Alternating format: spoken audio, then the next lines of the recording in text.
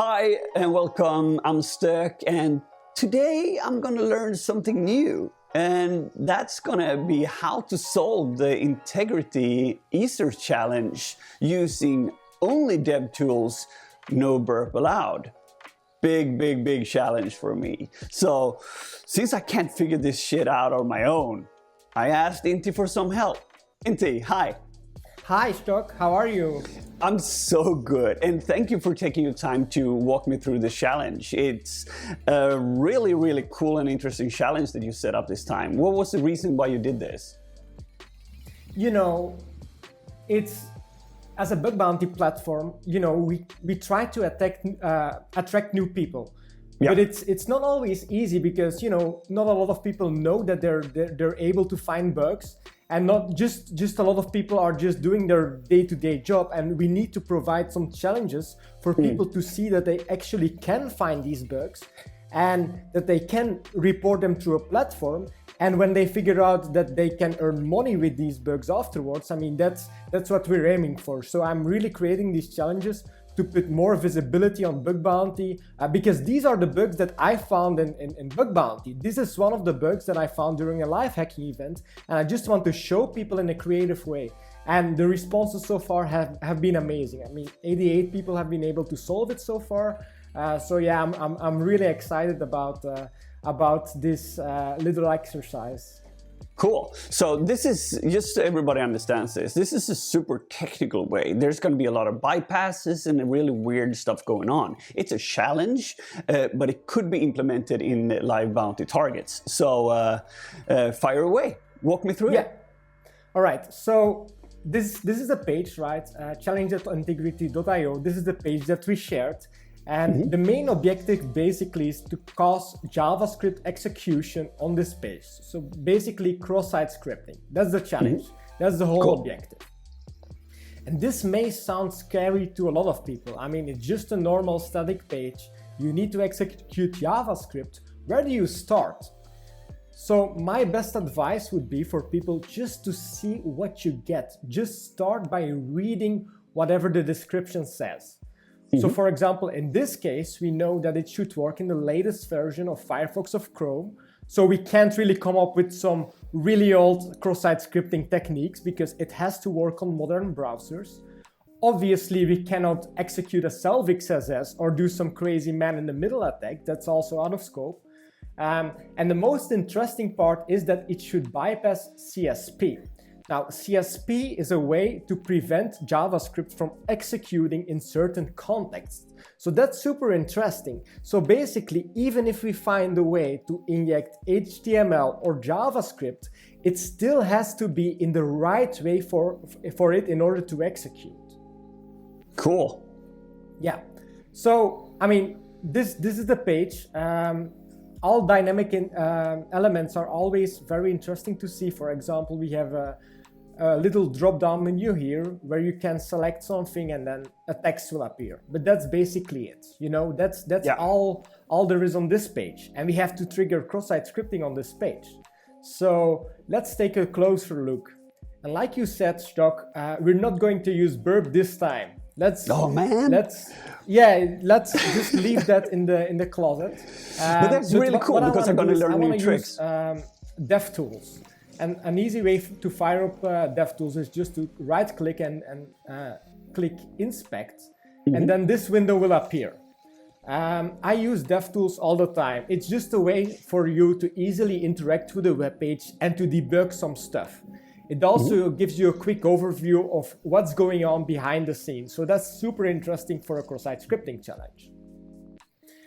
What I want to do first is I want to inspect the sources tab over here, which gives an overview of all the resources that are loaded into the page.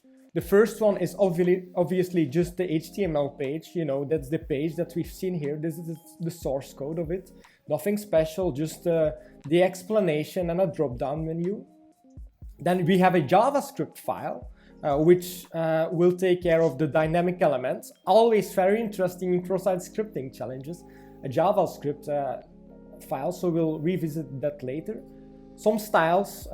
Most of the time, style sheets are not interesting. It's just for visual markup, but also make sure just to check it, because some naughty challenge creators may be, include some hints there. So make sure to look at every resources that you get. And then, some logos. I mean, that's obviously not really interesting for a challenge. So we're basically really limited here. We have a JavaScript file, we have an HTML file, and style sheet file that we probably don't even have to use. So we'll have to look at our index file and our JavaScript. And with this, somehow we'll have to trigger cross-site scripting. That's it. Okay, so the way I want to approach this STÖK is by starting backwards.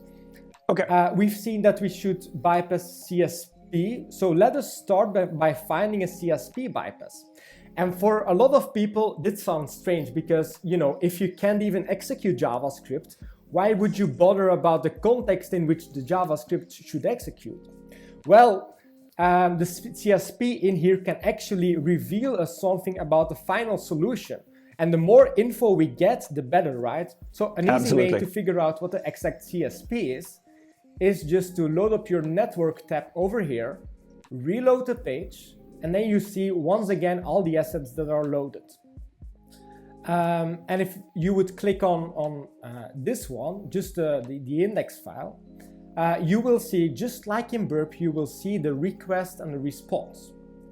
And the CSP headers is this one. It's content security policy default source equals self. That's it. So we're only allowed to execute stuff that's on the same domain. Yeah, indeed. So for those people that aren't really familiar with CSP, because, even for me, I always have to Google that stuff. I don't know a lot about CSP. I'm willing to admit that. The easiest way just to find out more about CSP is just to copy paste the URL or the CSP and paste it into Google CSP Evaluator. They have built this really handy tool where you can just paste the URL and then click check CSP. All right, so now we get, for example, okay, the object source attribute is missing. This doesn't really apply here because, that's something for older browser. I have never seen a modern browser use objects anymore. That's so 2007 or something. So we can ignore that. Yeah, we don't want any of that. So what's interesting here is the default source, which equals self. Now this basically means that it will only execute JavaScript that is not inline, that is not just embedded on the HTML page, but that is referenced as a resource on the web page. So basically, in this case, for example, because I've seen that this page uses a JavaScript file, like you can see, this is just a JavaScript file somewhere on the server. And according to the CSP, this is totally fine. If the JavaScript file is on the server, it will execute. Would the JavaScript be somewhere in the index.html, somewhere, for example, in a script tag or in an event handler, it will not execute. It's as simple as that.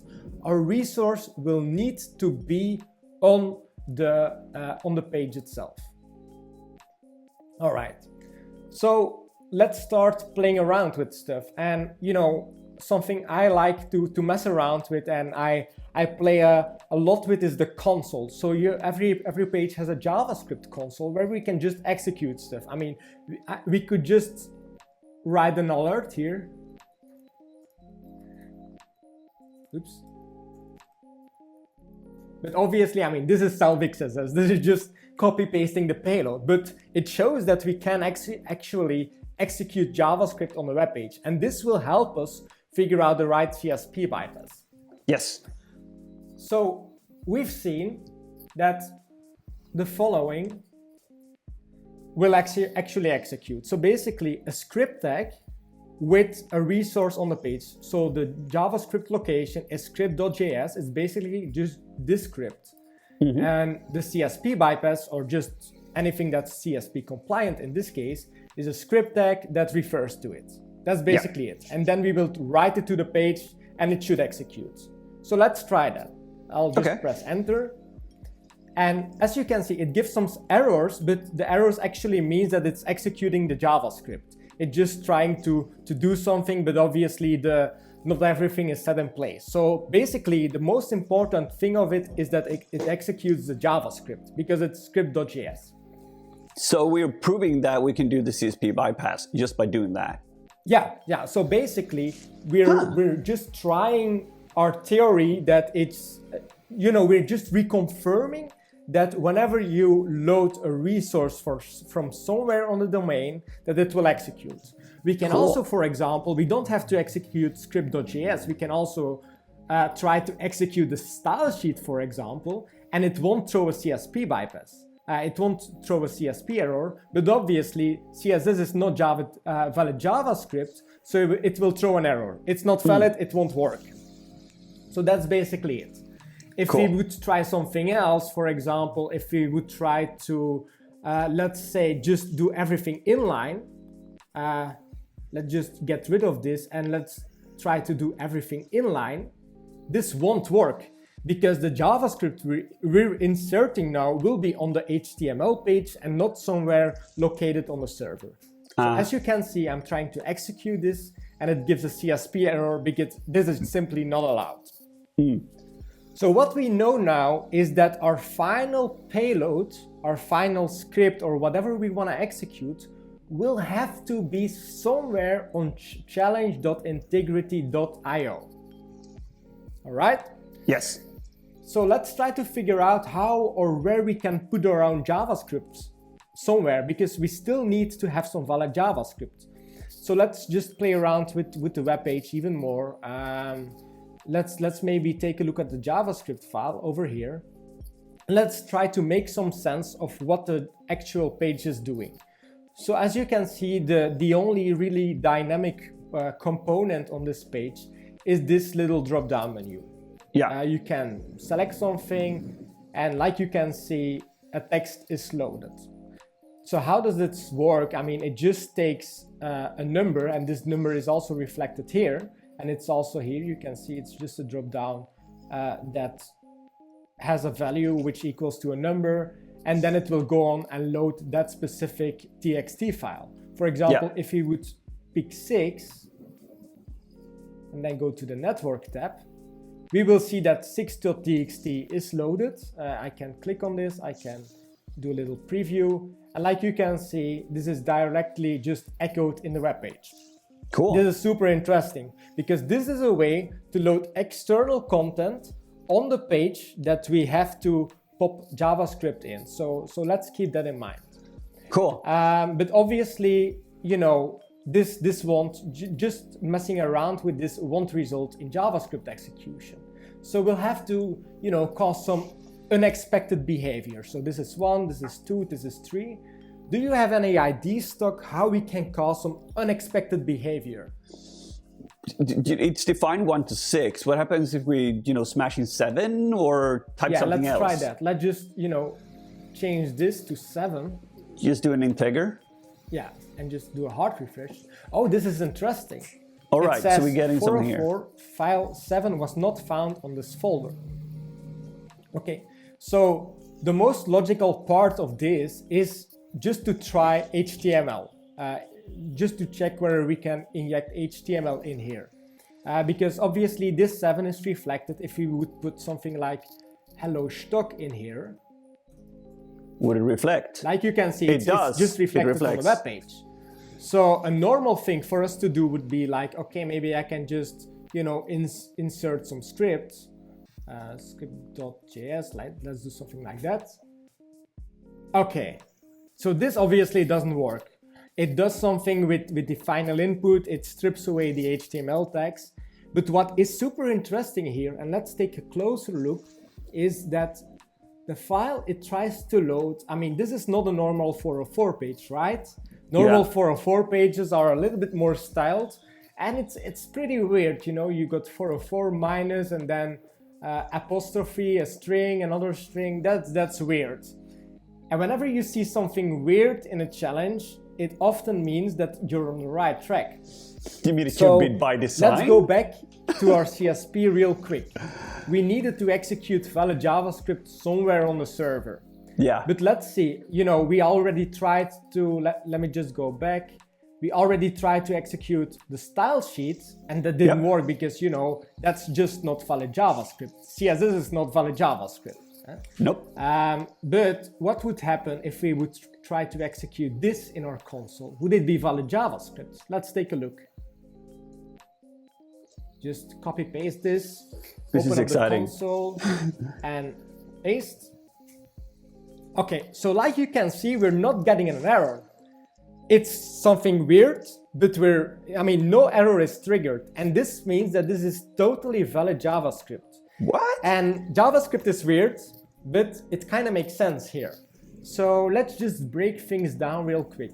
What we got here is an integer, which is just 404 minus a string.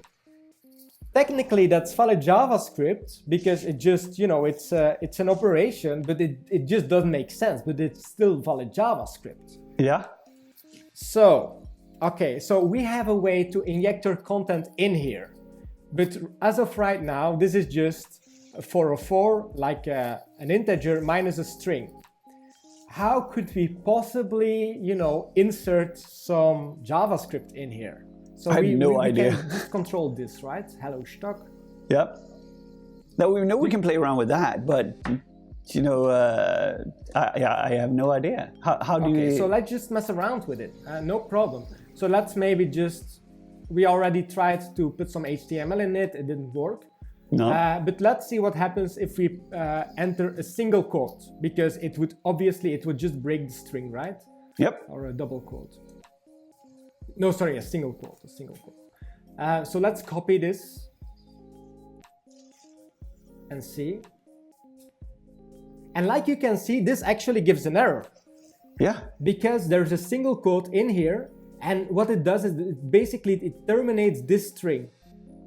So let's see if we can, for example, do another integer and then start the string again. So let's see if this is valid JavaScript. And this is valid JavaScript again, because, you know, now we have an integer minus a string plus an integer plus a string. That's basically it. It still doesn't make sense, but do you see where I'm going? Yeah.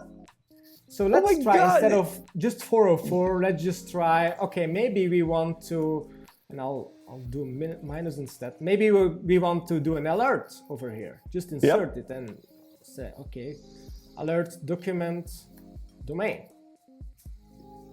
Okay, let's try to execute this one. This actually works. It's super weird JavaScript, but if you look at it, it's an integer minus a string, minus a command, minus a string. So JavaScript will just see, okay, I need to do this operation. Oh, and now all of a sudden I have to trigger an alert, and then I have to do minus a string again. The NaN on the second line there, what does that mean? Is that just an error? Yeah, it means not a number. It just says, okay, it's basically just JavaScript telling you this is weird. It's just, this is not a number. So what are you doing? That's basically what it says. Okay. It throws me a naan bread. Yeah. Here we go. So, I mean, now we have JavaScript on a resource, even though it's just a 404 page, on the domain. So let's rewind this and go back to our CSP bypass. Yep. So we have this one. Obviously, you know, this just worked. So this was script.js. Let's just reload the page. So this was our normal CSP bypass. This is just, you know, loading a resource. But instead of just loading script.js, let's try to load this URL, which also returns valid JavaScript. So let's just put it in here and see if it works. It actually works. But, okay, so now we found a way to just write this to the page using the console. But I mean, this is just self-XSS, right? It just proves that our... But it's a proof of concept. It's a proof of concept that we were able to do it. Oh, that's interesting. So it's the first step. It just proves that we now found a way to inject our own JavaScript which is still CSP compliant. That's basically the first step. The main key to solving these challenges is to break everything down in smaller challenges and then solve them one by one. So now we can already execute JavaScript even though we don't really have HTML injection yet. But let's save this for later. Yes. So the next step would be, I'm sorry, the next step would be to go figure out and put everything in the context, because I mean, this would just be a little bit too easy. So let's see how the script will actually, render this 404 page, because we know we can trigger a 404 page. If we do this, we can trigger it, so we should be able to include it as well. Yep. But now let's see how the script processes it. And like you can see, the final HTML, instead of doing, because in our proof of concept we are doing document write, but the final HTML injection will most likely be caused by reason inner HTML, which is something different. It's different than document write. It's just it's a totally other way of including HTML to the DOM. So let's try to look it as realistic as possible. And in order to do so, I'm going to quickly, instead of doing document write here, I'm going to select the reason over here. So basically just the same way the JavaScript would do, and I would trigger an inner HTML. So this should basically also cause the CSP bypass, but it's more related to the actual code flow, and we want to make it as much similar as possible. But here's the tricky part. This one doesn't fire, whereas document write does. So that's a really strange behavior. And to be completely honest, I didn't know that there was a difference. So that's why I made the challenge for other people to find out. Apparently, if you do a document write, whenever you include a script, it gets executed. But if you do an inner HTML operation, it doesn't load external scripts for some reason. I mean, I guess it's a security feature. So we'll still have to bypass that. Sick. Yeah, because, the reasoning behind this, and in order to find a bypass for this, we have to think about the reasoning. The reason why they do this is they want to make sure that everything that gets loaded gets loaded at the beginning of the loading of the page. And whenever something is done afterwards, it's just asynchronous, and it doesn't really make sense of loading external resources afterwards. So they don't want to do that. So we somehow need to invoke this when a page or a frame loads. And in order to do this, that we'll need an iframe. To be honest, I found this just by reading the documentation, which is also a great tip whenever you're solving challenges, is read the damn documentation. That's basically my tip. And basically by including an iframe with the STÖK attribute, we can specify HTML that will actually load after the initial page was loaded. And this way we can basically trigger the loading of external scripts. I mean, it sounds funky, but let's just break this down. Yes, please. So I love this. This is amazing, because this is super implementable in other scenarios as well. So cool. Yeah, absolutely. Absolutely. Yeah, I didn't even know about the STÖK attribute. I just stumbled upon it and was like, hey, this is great for a challenge. Wow. So you needed to find that STÖK attribute in the iframe tag, and then instead of just, providing this, because obviously this doesn't work, because this wouldn't fire, this would, the JavaScript will be injected, but it wouldn't trigger, so it's useless. We'll have to, give it a kickstart by using an iframe. And the way we can do this, obviously, like we see, is we can create an iframe, like we do here. So we create an iframe, and then, like we can see in the documentation here, we're including as the HTML, we just provide our CSP bypass, and then we take the HTML of that iframe and load it into the inner HTML. So instead of providing the original CSP bypass to the inner HTML, we will be providing exactly the same, but in an iframe. So it will trigger after the iframe has loaded. So let's try this. So oh man, okay, I see where you're going. Oh, no way, that's so cool. And now it triggers. So now we have a full CSP bypass with inner HTML. And now the only way really the only thing that's left is find HTML injection in order to, report or inject this string. So if we can find a way to inject this HTML into the page, we have a full CSP bypass that will actually trigger the loading of an external JavaScript after the page has loaded to inner HTML. So what we need... It's a super complex payload, but we broke this down. Yes. First, we started with a CSP bypass. We needed to inject JavaScript somewhere.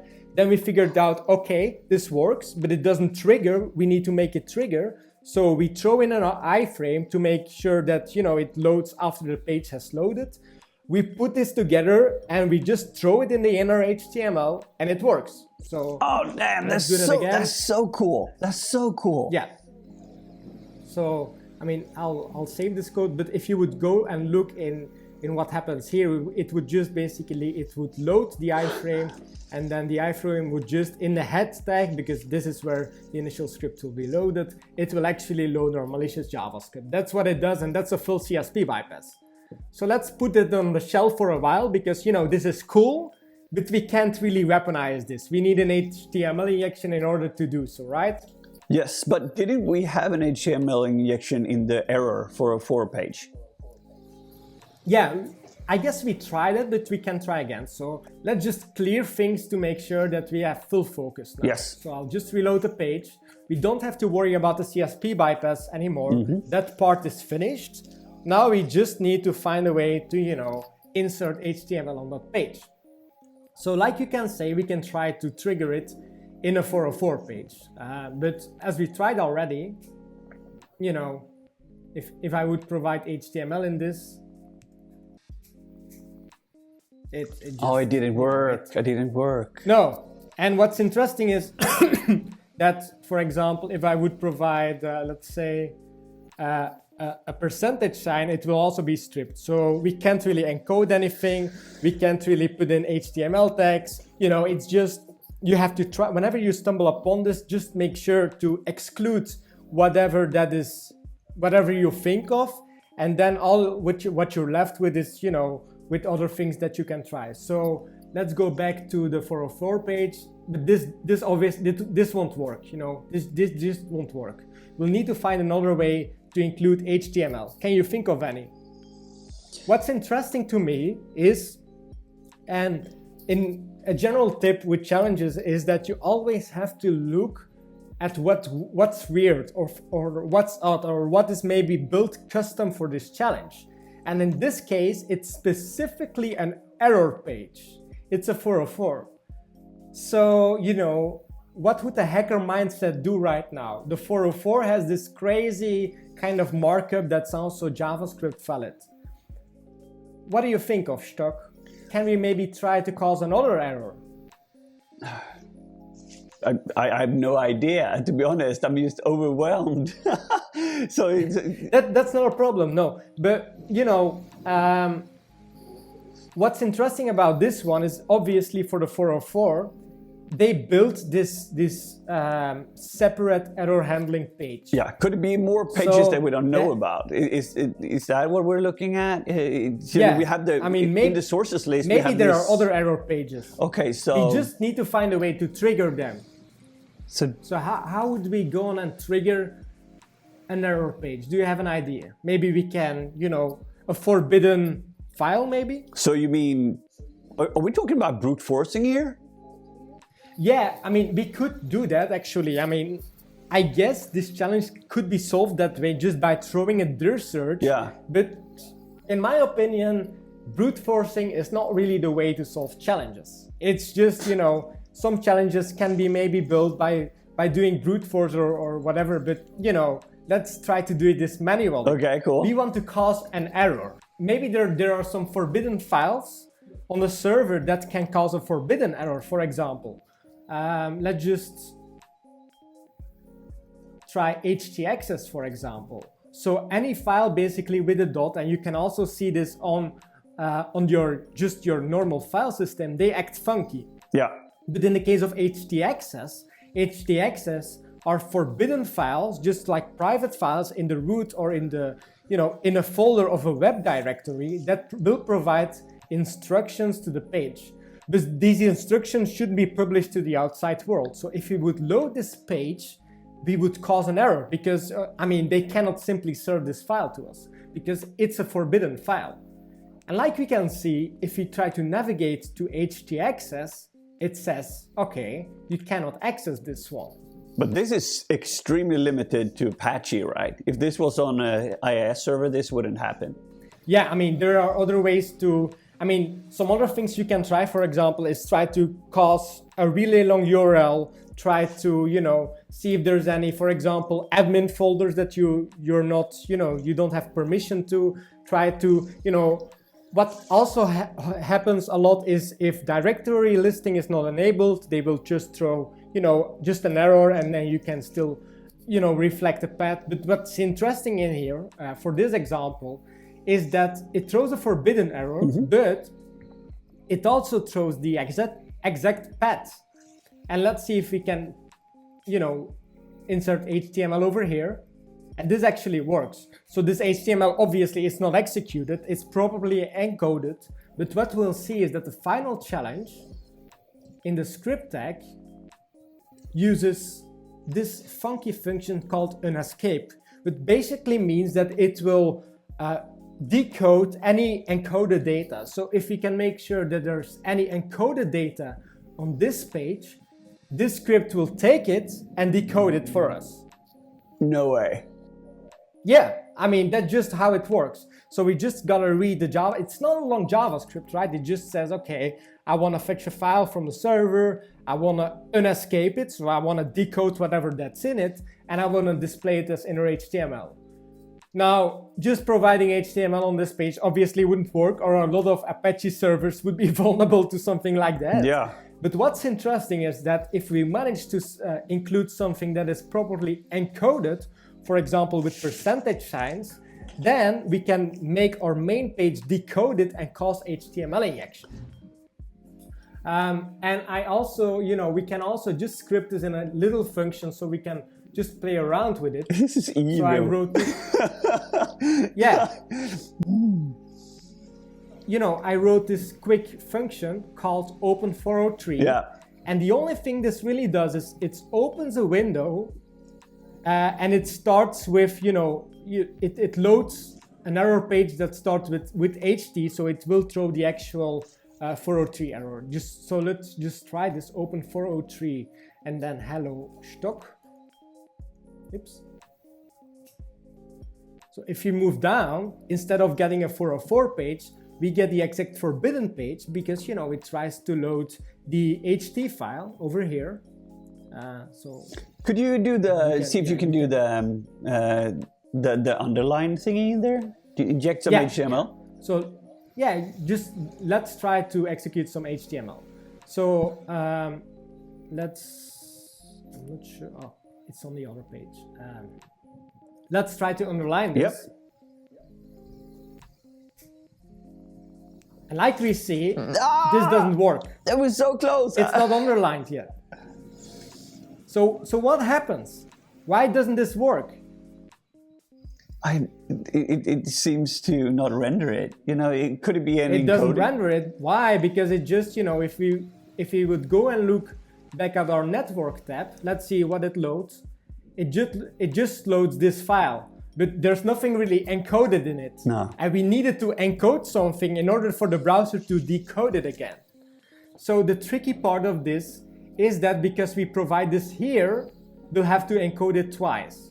Why? Because the browser naturally will decode whatever you put in the address bar. It will already encode it, so a single encoding won't really make any difference. I can try it, but it won't make difference. Let's just try this.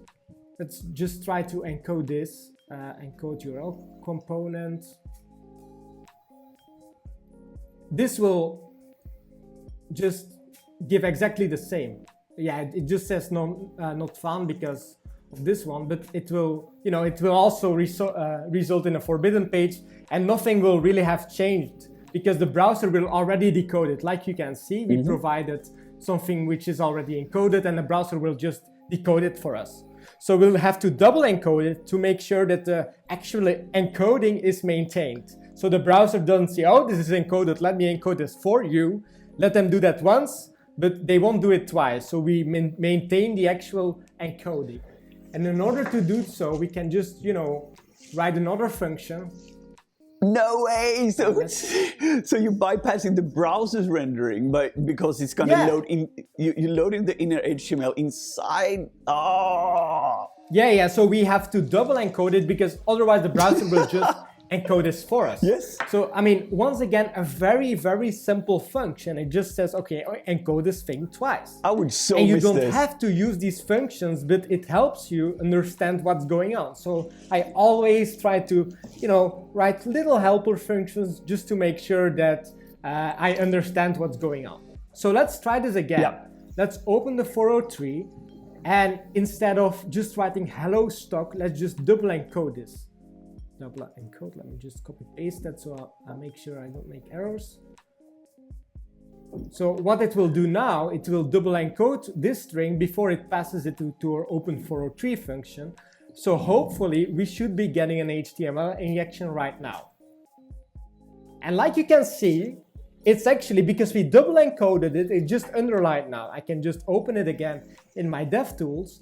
And like you see, just, you know, it just decodes whatever it gets, and we double encoded it, so it decodes it again, and now all we're left with is with HTML that just works. That's basically it. So what would be the next step? We have HTML injection and we have a CSP bypass. Yes, let's do the iframe. Yeah, double encode so the let's iframe. go back. So the code that I saved before was here. Let me just revisit it. This is so cool. So this was our CSP bypass, right? Yep. Okay, so, you know, the variable of the final payload is still here. It's called frame CSP bypass. So instead of, instead of just opening some underline, let's just remove this and include frame CSP bypass. It loads. Wow, this is taking a long time. Why doesn't it? Okay, maybe just my browser is acting a little bit funky. Why is this? Oh wait. It fired, I think it was happening. I think it was happening. Oh yeah, sorry. I mean, these are live demos, man. There's always this. Exciting. So let's try it again. Let's do it again. So it's loading. It's Why loading. No, let's chill with it. Just let it chill. Something's really fishy is going on. Yeah, man. But just, it took a little bit while, and then it just fired. It fired. Did it? Yeah, I saw it. Yeah, but it fires like on the. Oh yeah, man! I see the error. We still have the. We still load this in the inner HTML. I mean, that's the error because it's confused and it's. Okay, no. Sorry, let me get rid of that. That was an earlier test. let me just get rid of the inner HTML. And let's just try this again. Yeah, and now it works. Stupid mistake. Do it again. Yeah, so do it again. So this is the full code. Let's just clear everything. Yes. Okay, so the final code basically is we have our JavaScript location, basically some 404 page that we abuse to look like valid JavaScript. Yep. Then we have some just CSP compliant setups. So we just, you know, load an external resource in a script which is compliant to CSP. Then we load everything in an iframe just to make sure that, you know, that the page will actually trigger again because we're inserting whatever over inner HTML and otherwise it won't like it. So we use an iframe to encapsulate it and then it will trigger. And then basically all we do is We open the 403 page using the .ht method. Yep. And then we double encode our final payload, and this just works. Oh man. And the final payload just looks like this. But this is something that we would never have guessed just by looking around or playing with Burp. This is something that you need to do step by step by step, and that's what I like about these challenges. There are so many levels to it. There are so cool. many levels to it. Ah, amazing. I need to start to live in the console apparently. Were you, so you were only using JavaScript now to make all this work? That's so cool. I'm very, very much excited. Wow, that was so cool. I'm gonna have to rewatch this video like 10 times to just digest it. But wow. I'm sorry, STÖK. I'm sorry, but I tried to do it, you know, as gradually as possible. I still know it's kind of overwhelming maybe, but you know, the best advice I can give people is just try to recreate this and try to understand every single step. How does CSP work? Why does this execute? Why doesn't this execute? If you test something and it doesn't work, try to wonder why it doesn't work, or if there are any ways to bypass that or solve it. And then it's kind of easy. Then we basically have two content injection. We have one content injection in the 403 page, just, you know, because of 403 page, we put our HTML in there, we can just encode it, it gets rendered. And then we have another content injection to provide valid JavaScript in a 404 page. So it's basically a 404 page, a 403 page, and the challenge is solved. Man, that's just evil, but also awesome, and so typical of you of doing the content injection. I love that. Wow, this was a really, really cool session. Thank you very much for taking your time to walk me through this. I learned heaps and heaps of stuff. So let's do this again sometime. Thank you very, very much. Absolutely. Have a good one. Thank you. Take care. Bye. Bye.